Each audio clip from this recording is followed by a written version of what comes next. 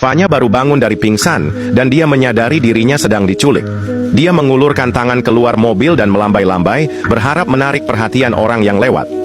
Tak lama kemudian, pengendara di belakangnya menyadari keanehan ini.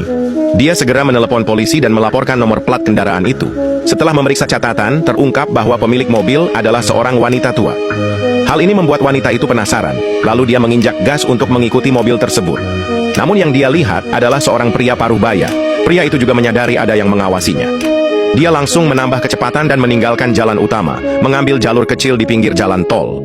Ketika Fanya melihat keluar lagi, tak ada seorang pun di sekitarnya. Pas dia mulai putus asa, dia menemukan 2 ember cat di dalam mobil.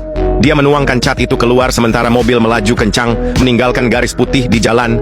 Saat mobil mencapai persimpangan, jejak putih itu sangat terlihat. Sementara itu, si penculik sedang mendengarkan musik, mengira semuanya terkendali. Kondisi mobil yang tidak biasa menarik perhatian orang lain, tapi peringatan baik mereka justru memperburuk situasi Fanya. Si penculik jelas merasakan ada yang salah. Setelah mengucapkan terima kasih, dia dengan gugup menutup jendela, dan ekspresinya langsung berubah tegang. Begitu lampu hijau menyala, dia menginjak gas dan membawa mobilnya menuju lokasi sepi untuk mengancam Fanya. Ketika Fanya merasakan mobil berhenti, dia mengambil obeng di dekatnya. Penculik mengancamnya untuk diam, lalu mengambil obat bius dari kursi penumpang untuk membius Fanya lagi. Namun, tepat sebelum dia bertindak, orang yang memberitahunya di jalan tadi tiba-tiba muncul. Penculik buru-buru menyembunyikan alatnya dan berpura-pura sedang memperbaiki mobil untuk mengalihkan perhatian. Orang itu pun pergi, tapi saat kembali ke mobilnya, dia menyadari tingkah pria itu mencurigakan. Dia mengambil telepon dan menelepon polisi, tapi si penculik merebut ponselnya dan menghancurkannya. Barulah orang itu menyadari bahayanya, tapi sudah terlambat.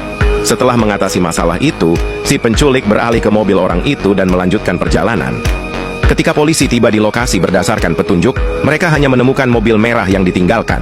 Penculik sangat berhati-hati, dia membersihkan semua jejak di mobil.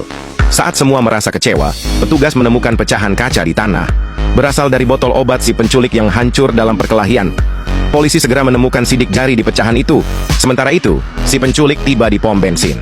Saat berhenti untuk mengisi bahan bakar, Fanya teringat cara untuk melarikan diri. Dia mendorong kursi belakang dengan kuat dan merangkak keluar dari bagasi, tapi karena ukuran tubuhnya, dia terjepit di antara kursi. Dia melihat staf SPBU di luar, lalu berteriak minta tolong. Staf itu segera mengambil alat untuk membela diri sambil mendekati pintu mobil dan meminta si penculik melepaskannya.